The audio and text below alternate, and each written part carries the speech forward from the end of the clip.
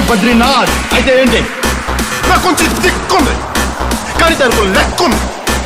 చూడప్పా సిద్ధప్ప, నేను సింహం అంటానబ్బా.